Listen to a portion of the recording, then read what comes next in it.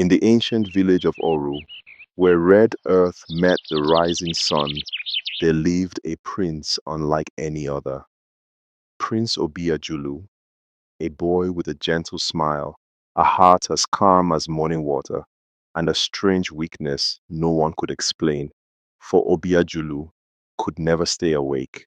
Under the Iroko tree, in the middle of greetings, even during royal meetings, the prince would drift into sleep as softly as a falling feather.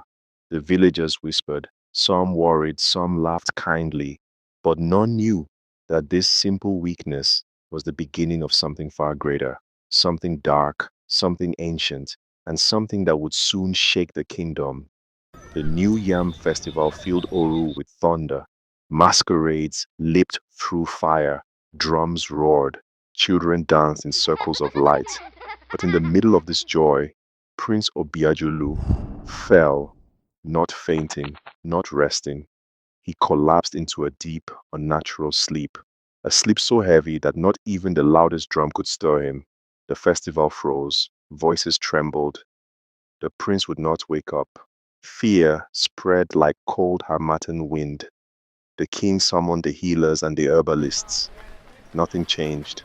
But then, through the frightened crowd, walked an old woman, Mama Noabu, her eyes sharp, her steps slow, her staff carved with secrets of 1,000 moons. She looked at the king and said, his body is here, but his spirit. She paused. His spirit has been taken into the dream forest. A shock swept the palace. Then she turned, not to a warrior, not to a priest, but to a young village girl. Adaeze, you, she said, you are the one chosen. Only you can bring the prince back. Adeze's voice shook. But why me? Mama Nwabu smiled gently, because the forest chooses hearts, not strength.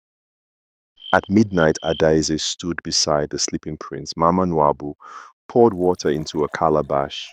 She whispered ancient words, words older than Oru itself. The water glowed, light twisted, and then a portal opened, a doorway made of moonlight and mist. Adeze inhaled deeply, stepped forward, and the world transformed.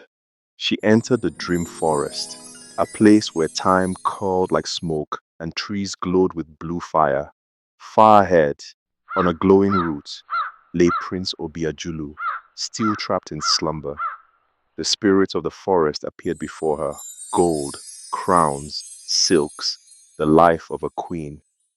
All these are yours, a voice whispered, if you turn back and walk away. Adeze clenched her fists. I did not come for wealth. I came for the prince. The illusions shattered into glass. The forest acknowledged the truth. As Adeze neared a glowing dream river, she heard a soft whimper.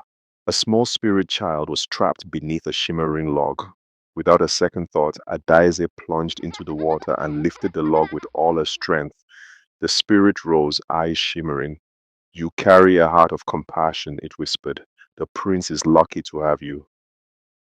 And the path opened again. Then came the test that breaks many souls. Fear. The sky tore open.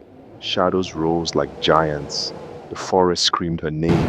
Adeze trembled, but she stood her ground. With a voice shaking but firm, she said, I am afraid, but I will not run. The storm shattered. The shadows faded. Courage had spoken. At last, she reached the heart of the dream world, and there, waiting like a nightmare carved from smoke, stood Ekwensu, the shadow masquerade, tall, silent, ancient, mask cracked like broken truth. It stepped forward. Its voice was cold thunder.